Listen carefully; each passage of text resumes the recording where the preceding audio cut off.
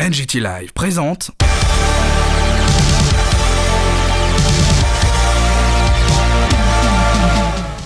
Et on continue ce Game Camp à Lille et je suis accompagné par Benjamin Lemoulec.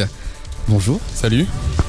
Tu es chez le studio The Game Bakers et tu as notamment travaillé sur Fury. Oui, c'est ça, et tout juste. Qu'as-tu fait sur Fury ? Je te laisse te présenter un peu plus si tu veux parler de ton parcours. Je vais pas parler de mon parcours, c'est pas très intéressant pour être honnête. Mais oui, alors du coup moi je travaille avec The Game Baker maintenant depuis ça va faire un peu plus de 2 ans et demi, un truc comme ça. T'avais travaillé sur des jeux avant, oui. Avant Fury ? Oui, j'avais travaillé sur notamment dans le jeu mobile. Je suis en fait combat designer, donc je suis spécialisé dans tout ce qui va toucher au combat dans les jeux vidéo.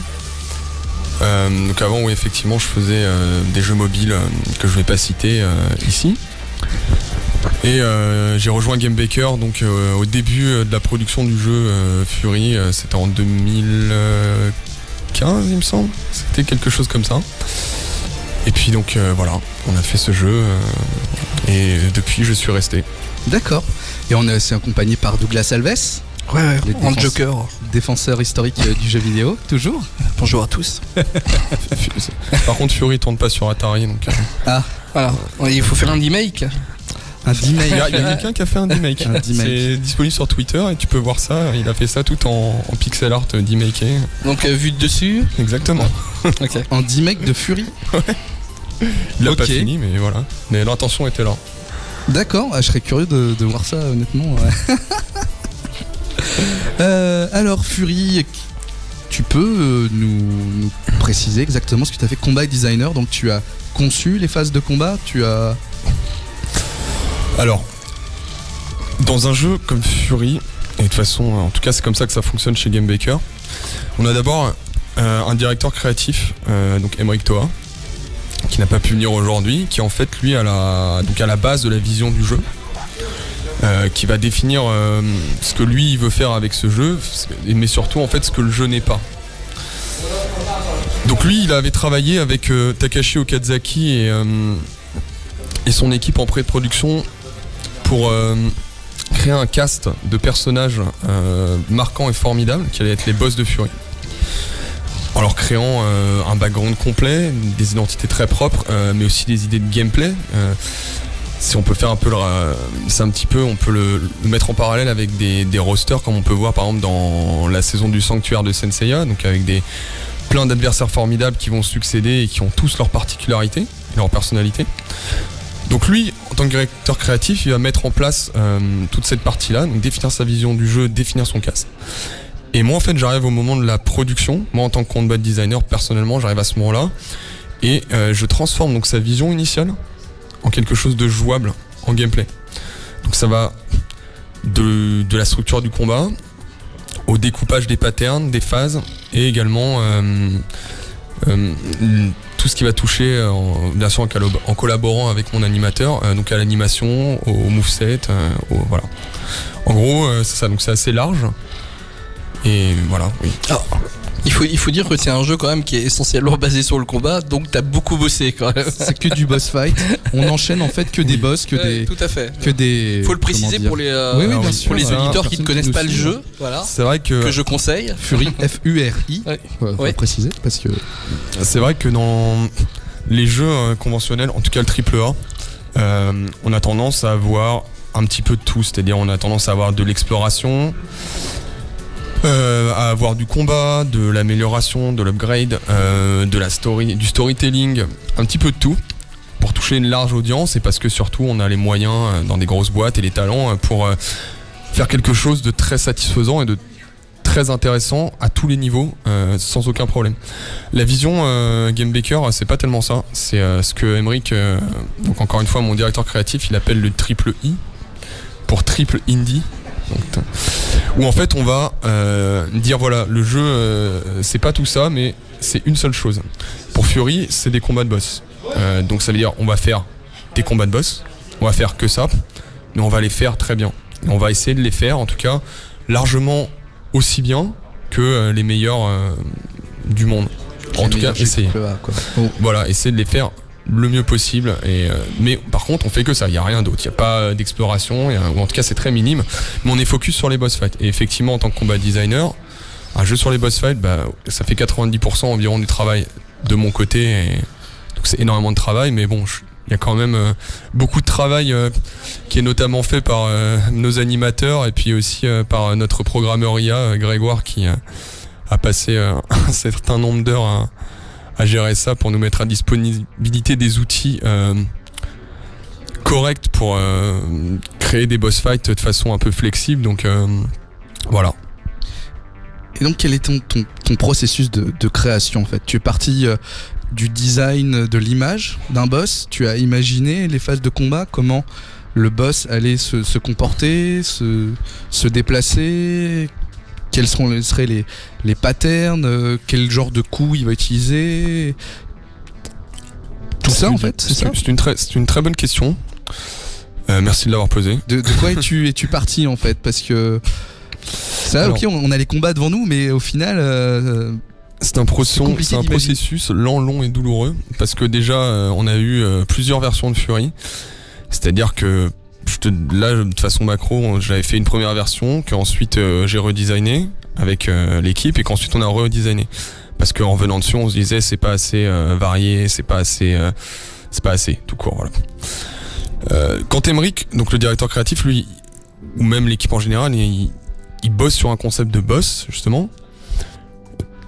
Ils me fournissent à moi un brief qui est quand même très détaillé, c'est-à-dire que les grandes idées sont déjà là. On a déjà des idées de gameplay, on a déjà des idées de features. Par exemple, The Hound, le boss chevalier, c'était le fait qu'il renvoie des tirs avec son bouclier, que ce soit sa feature à lui, c'était déjà présent avant même que j'arrive. Donc on a des briefs détaillés et puis après bien sûr ça se fait en travail d'équipe. On va discuter, on se fait des feedbacks. On essaye toujours de démarquer un boss par rapport à un autre, que ce soit par la structure, que ce soit par le challenge, que ce soit par ses features aussi. Mais après, ce que je dirais plus simplement, c'est que chez GameBaker, en design, ils ont une façon très spécifique de designer en fait des challenges et des patterns, à laquelle maintenant j'adhère tout à fait. C'est ma nouvelle façon préférée de designer. C'est-à-dire que eux, ils partent des contrôles. C'est-à-dire qu'ils prennent la manette, le pad. Ils se disent pas quel type de menace va arriver, à quoi ça va ressembler. Ils se disent d'abord qu'est-ce que j'ai envie moi de faire avec mon pad. Donc là j'ai pas de pad, je peux pas vous montrer, mais globalement on va toucher la manette et se dire ce genre d'input là c'est cool. Par exemple faire une esquive à droite, faire une esquive à gauche, ou alors tirer en reculant, puis d'un coup on fait une esquive, puis on retire en reculant. Une espèce d'enchaînement d'inputs qui vont être excitante, presque sensuelle en fait au niveau de la manette, qui est très arcade en fait. C'est super arcade. Et une fois que en général on a réussi à trouver un petit peu ce qu'on veut faire, on l'intègre en essayant de le transformer en pattern. Je sais pas si c'est très clair. Si, ouais. Et le genre de coups sympathiques à placer et de pouvoir les enchaîner à la suite. Et après, essayer de mettre ça en place face à un adversaire en fait. Non, l'idée principale, provoquer en fait le fait de le refaire en fait, en quelque sorte. L'idée c'est vraiment de partir des contrôles. On prend le pad, on part du contrôle, on dit qu'est-ce qu'on aime bien faire nous avec nos doigts, mais vraiment, d'accord. Ça n'a rien de visuel. On peut prendre le pad sans rien voir, fermer les yeux et juste toucher le pad. Ah oui, ok. C'est purement au toucher. Oui, au toucher. Qu'est-ce que moi dans Street Fighter ou qu'est-ce que moi dans Dark Souls ou dans quel type d'input ou enchaînement d'input me procure un plaisir. D'accord. Tactile et sensuel. Ok. Alors moi je vais revenir un peu je me rappelle de ma découverte de Fury, où je vois les visuels, avant même de regarder le trailer et compagnie, je me dis voilà, ça a l'air d'être un jeu d'action, il y a un design, je me disais oula, ça a l'air de venir du Japon. Alors c'est futuriste mais en même temps c'est très guerrier, japonisé. Voilà, en fait, et donc je me dis ça a l'air d'être un jeu de combat. Globalement, c'est ma première idée. Ça a l'air. Je vois l'illustration, je me dis, ça a l'air d'être un jeu de combat ou d'un jeu peut-être en troisième personne où il y a beaucoup de combats dans le gameplay. Puis je regarde le trailer, je me dis mais déjà ça fait très très arcade. T'avais pas l'air d'un truc à la Tomb Raider progression où tu combats des ennemis. Et à la fin du trailer, je me dis mais c'est un shmup. Non, et là ça m'a intrigué, quoi. Ça m'a intrigué. Je me suis dit, putain, ça a l'air sympa quand même ce truc là, parce que t'as l'impression d'avoir des phases de combat un peu plus, tu vois, un peu face à face avec des armes, mais t'as aussi des phases où la caméra s'éloigne, ça ressemble à un shmup, il y a des patterns, tout ça m'a super séduit. Et je me suis dit, comment vous en êtes arrivé là, en fait, est-ce que l'idée de base était vraiment comme ça, ou c'est par itération que vous êtes finalement arrivé au gameplay final? Alors, je pourrais pas en parler en détail parce que personnellement, j'étais pas là. Okay. Moi, je suis arrivé après à cette phase de prototypage. Voilà. Ce que je sais de cette histoire, c'est que il y a donc notre directeur créatif qui avait une envie, c'était de coupler ces espèces de shooters qui soient maniques ou pas maniques d'ailleurs, un peu tight, c'est-à-dire avec des skills et un apprentissage vraiment poussé, type Dodonpachi, Ikaruga, R-Type, tout ce que vous pouvez voir de ce type-là. Et en même temps, il avait envie d'avoir du combat rapproché très proche d'un jeu qui pour moi est une référence de game design, en tout cas de combat de design, et c'est Super Punch-Out, qui est cette espèce où c'est des combats de boxe et on va être dans une arène, pouvoir juste donner des coups, esquiver à droite à gauche et bloquer. Et on affronte des boxeurs et qui sont cara-designés, qui sont des boss en fait, qui sont complètement des boss et qui ont leur propre pattern et qu'il faut lire, voilà. Et donc au final, ils voulaient un petit peu faire ce mélange donc entre du shmup avec deux types de gameplay qui sont un peu tight et un peu rewardant à jouer, c'est-à-dire le shmup et le beat'em all un peu type arena à la Super Punch-Out. D'ailleurs, on retrouve par exemple dans certains shmups comme Radiant Silvergun ou Ikaruga des phases qui sont assez proches de Fury, parce que en fait ça oblige le joueur à aller près du boss pour faire une action à côté du boss qui se rapproche d'un combat rapproché, ce qui n'existe pas dans les premiers shmups où tu restes à distance et tu tires, et tant qu'il se reçoit t'évites d'aller vraiment au corps à corps. Voilà. Oui, il y a cette dualité parce que évidemment comme le boss il faut l'atteindre. Et que nos projectiles ne le passent pas à travers, on veut toujours se mettre dans une position. Fury, c'est complètement un jeu de placement. Il faut être bien placé avant même de penser à faire autre chose. Donc en effet, oui, la remarque est pertinente. Par contre, ce qui était intéressant aussi, qui était un petit peu à la base de Fury, c'est cette histoire de, on est dans un combat d'arène, donc la caméra est très éloignée, on est en shoot 'em up. Et là, quand on a suffisamment endommagé son adversaire, là il met un genou à terre, et c'est là qu'on va pouvoir l'approcher et rentrer du coup en combat rapproché et passer en mode Super Punch-Out en quelque sorte. Bon, je dis Super Punch-Out, il s'en est inspiré, mais c'est pas du tout Super Punch-Out en vrai. C'est très très différent. Oui, c'est pas du tout ça. Non. Mais on va dire que là. Mais oui, dans oui, mais après le corps à corps. Quoi. Le truc qui est super important, c'est aussi l'analyse de ton adversaire. Parce qu'un joueur, quand il arrive, il va pouvoir composer sa stratégie en regardant ce que fait son adversaire, ses patterns. Et ça, oui, effectivement, dans Super Punch-Out, c'est aussi une phase de test où je vais essayer d'esquiver, mais de voir lui ce que l'adversaire est capable de faire, et moi trouver mes stratégies de contre par rapport à l'adversaire. Et c'est ça justement la clé, le placement, l'observation. Rien qu'à être capable de pouvoir bloquer les coups et de pouvoir esquiver proprement, on peut prendre le temps d'observer. Et après, ce qui est de plus en plus compliqué, moi, dans Fury, c'est en fait avoir le bon timing, parce que plus tes adversaires, en fait, tu progresses dans le jeu, plus ils font un timing vraiment bien carré. La fin, tu la mérites. Emmerich dit souvent que Fury, en fait, c'est comme jouer de la gratte. C'est-à-dire que tu vas commencer à jouer à Fury. On va t'envoyer le premier boss, et donc là c'est du Nirvana, c'est-à-dire que c'est exigeant, ça demande d'être concentré, mais c'est pas techniquement très difficile, très élevé. Et au fur et à mesure que le joueur va devenir bon et qu'on va l'emmener au fil des boss et que la difficulté va incrémenter, au final on va plus jouer du Nirvana, mais on va carrément en fait plutôt passer et jouer du Django Reinhardt. On a le même instrument, on a toujours les mêmes cordes, c'est-à-dire on a les mêmes actions, notre personnage n'évolue pas, mais on a suffisamment de profondeur pour lui permettre de progresser à un point que lorsqu'il va recommencer le jeu, il va trouver ça facile. est souvent très facile. Et oui, juste une petite référence de Fury aussi, une des grosses références de Fury, ce n'est pas un jeu vidéo, vous ne devinerez pas ce que c'est le tennis. Le tennis est un jeu qui a inspiré, en tout cas un sport qui a inspiré Fury. Tout le côté anticipation, placement, lecture du jeu adverse. J'avais jamais fait le rapprochement. Et maintenant que tu dis, en plus on peut renvoyer des coups de mémoire, c'est ça ? On peut renvoyer des boulettes. Oui. Et je crois que quand j'avais commencé à bien gérer ça, en fait, je faisais plus que comme ça. Ou en tout cas, pas mal de fois. Mais tu sais, de toute façon, un tir. C'est totalement ça. Un tir, c'est une balle qui ne revient pas. Ouais, si on te la renvoie, ça devient du ping-pong ou du tennis, ou tennis de table. Ouais. Mais quand je dis tennis, inspiré tennis, c'est vraiment pas du tout au niveau des belettes et des tirs, c'est vraiment le côté. Je me place, je lis. Non, dans c'est l'esprit quoi. C'est je lis ce que l'adversaire fait, je me place, je contre-attaque en fait. Cette espèce de. J'anticipe, ouais. Et voilà. paf. Ouais, tout à fait. Et oui, enfin c'est assez dingue comme expérience. Fury, honnêtement, j'avais pas du tout entendu parler du jeu jusqu'à que j'essaye. Mais ce qui est incroyable, c'est cette courbe de progression. Alors je sais pas à qui on la doit, parce qu'au début, on commence le jeu, on se rend compte que c'est assez balèze, donc on s'en sortira plus ou moins bien selon l'expérience qu'on a dans le jeu vidéo.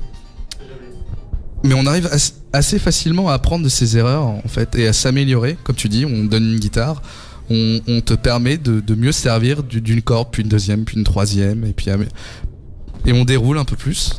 Bon, sauf le trou last boss qui est compliqué, le boss caché. Mais et puis après on passe au mode de difficulté furieur, le plus difficile, et on continue. Et en fait, on se rend compte qu'on est dans le mode de jeu le plus élevé. Et mince, quand j'ai fait le jeu en mode normal, j'aurais jamais cru qu'en mode furieux, j'aurais pu y arriver. Et pareil, il y a une courbe de progression. Enfin, pour nous, en tant que joueurs, on peut s'améliorer petit à petit, apprendre de ses erreurs. Et enfin, ça a dû être vachement complexe, en fait, de réussir à faire des combats qui sont très compliqués, très accessibles, dans le sens où tu peux quand même observer, tu peux apprendre, tu peux... Alors c'est marrant que tu dis ça, parce que j'ai exactement parlé de ça récemment avec le combat designer de Metal Gear Rising, enfin celui qui s'est occupé du prototypage de ce jeu-là.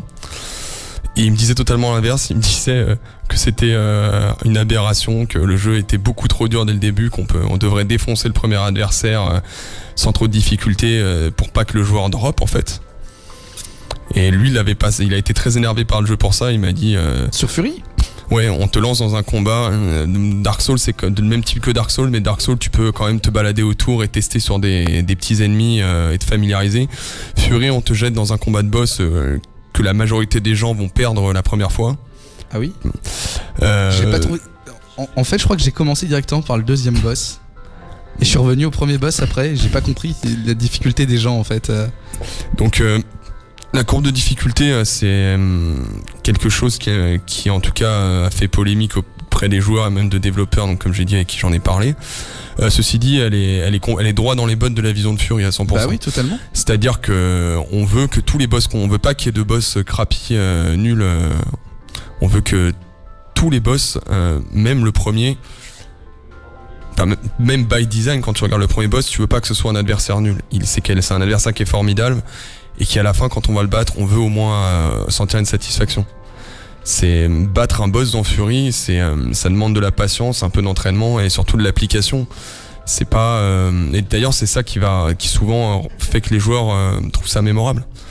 Cette espèce de côté d'escalade où le boss est quand même difficile. Alors il va mourir une fois, il va comprendre et souvent il va directement comprendre pourquoi il est mort parce que en général, je vais pas dire à 100% parce qu'on peut jamais dire quelque chose de soit à 100%, mais la majeure partie du temps, le jeu est juste avec le joueur. Donc en général, il va mourir à la phase 1, puis il va réessayer, il va mourir à la phase 2, puis il va réessayer, il va mourir à la phase 4 ce coup-ci. Et au fur et à mesure, en tout cas à chaque essai, quasiment, il va faire oui effectivement des progrès. C'était un des buts qu'on voulait atteindre. Et d'ailleurs, une parenthèse, c'est que on avait une volonté aussi, c'était que le joueur réussisse à passer la dernière phase d'un boss du premier coup à chaque fois. C'est-à-dire il est mort 10 fois, là il arrive à la fin, il l'a pas du premier coup. Parce que en fait on s'est démerdé dans la courbe de progression pour que les boss soient plus faciles à la fin qu'au début. C'est-à-dire que visuellement ça paraît dur et c'est stressant. Parce que y a plein de projectiles, parce que ça a l'air plus dur, mais en pratique le challenge est plus facile que les phases précédentes. Voilà. Et donc pour toi, il y a rien à redire sur ce premier boss, par exemple, qui a posé beaucoup de problèmes à beaucoup de personnes. Alors moi, je pense personnellement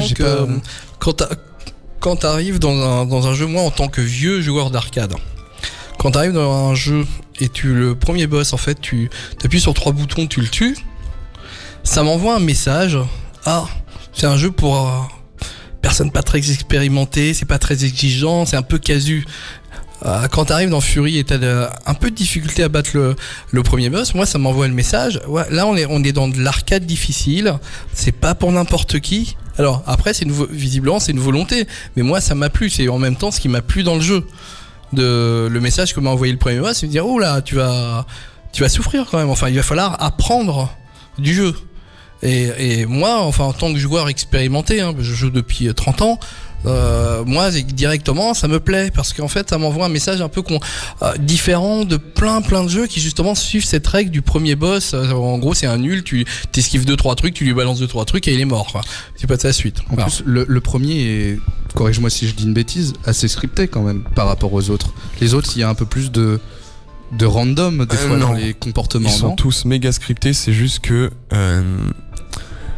qu'en fait le premier boss c'est beaucoup plus dirigé, a été demandé, ça a été demandé par mon directeur créatif que ce soit beaucoup plus que les boucles soient beaucoup plus courtes et beaucoup plus prévisibles parce que c'est le premier boss. Alors, plus prévisible alors. On veut préparer quelque chose qui est facile à lire pour un joueur. Et d'ailleurs je vais rebondir sur la question que tu as posée tout à l'heure où tu as dit est-ce que tu penses qu'il y a rien à changer dans votre courbe? Moi je pense que le problème de Fury, et c'est mon avis, ça engage que moi, c'est pas la courbe de difficulté. Je pense que le problème de Fury, c'est qu'on apprend mal les mécaniques aux joueurs et que les joueurs qui ont du mal à passer le premier boss, en général, c'est parce qu'ils ont pas compris. Pas compris comment parer, pas compris que le boss, il faut pas le bourrer, pas compris qu'il fallait se placer et réagir. Je pense qu'on a très mal, enfin, pas très mal, mais en tout cas, on aurait pu faire de gros progrès sur la façon dont on apprend à notre joueur nos mécaniques directement dans le jeu. Pour que lui, il puisse comprendre directement quel type de comportement il peut adopter, comment parer, voilà. C'est ça. Je pense qu'il peut dodger, qu'il peut strafer. Ça, je le savais pas. Tiens, tu disais gâcher. Ah oui, c'est utile. Que tu peux, mais surtout, mais il y a aussi autre chose, c'est que aussi tous les jeux ne sont pas pour vous. On avait quand même Fury, c'est clairement un jeu qui est pas pour tout le monde. Donc il y a des gens qui y arrivent pas et qui drop parce qu'ils ont pas compris qu'on leur a mal appris. C'est notre faute. Et c'est vraiment dommage parce que et nous ça nous brise le cœur. Par contre il y a également honnêtement d'autres joueurs qui passent pas le premier boss et c'est pas nécessairement parce qu'ils ont pas compris, ça va aussi être parce que le jeu n'est pas pour eux, ça ne les amuse pas, ils n'ont pas de plaisir à apprendre et à persévérer. Et c'est une autre vision et que je respecte d'ailleurs. Après quelque part on part du principe du mode de jeu normal. Un mode de jeu plus facile. Alors, il nous a été aussi reproché d'ailleurs ce mode de jeu plus facile, notamment par une journaliste de Kotaku qui l'ai pas essayé, donc c'est pour ça. Qui est devenue cinglée, qui nous a complètement détruit. C'est vrai? Wow. Oui, elle nous a complètement détruit. C'était, en gros, ce qu'elle avait pas aimé, c'est que nous, notre mode facile, c'est pas un mode facile, c'est un mode qui s'appelle promenade. Et il y a marqué dans le mode promenade, en gros, vous allez jouer au jeu sans challenge, pouvoir juste profiter de l'histoire mais vous sentirez sûrement pas la satisfaction qu'on a lorsqu'on fait le jeu en mode normal. Pourquoi? Parce qu'en fait, quand nos modes de difficulté dans Fury, c'est pas on ne tweak pas des paramètres de dégâts et de HP, on va faire des redesigns. Par exemple, en Furrier, on a tendance à redesigner la plupart des patterns. Et en promenade, ce qui se passe, c'est que non seulement on supprime une grande partie des patterns du boss, mais en plus on coupe la moitié de ses phases. Ça veut dire qu'en gros, c'est comme si on affrontait une version bébé de chaque boss. C'est un peu ça. Et du coup, ça nous a été reproché parce qu'on disait que en gros les joueurs qui n'étaient pas habitués à ce genre de difficulté en mode normal étaient rejetés, mis à l'écart, humiliés parce qu'on leur proposait de passer en mode plus facile et qu'ils ne pourraient pas débloquer les trophées. Donc moi je trouve ça dommage de l'avoir qu'elle les ressent, enfin que ces gens-là l'aient ressenti comme ça, et c'était pas du tout le but. À la base c'était justement de le rendre plus accessible. Non, mais vraiment d'offrir juste pour une personne qui veut pas tryhard, juste pouvoir profiter du jeu. Voilà, sit back, enfin se mettre le dos dans le canapé et faire le jeu comme ça quoi.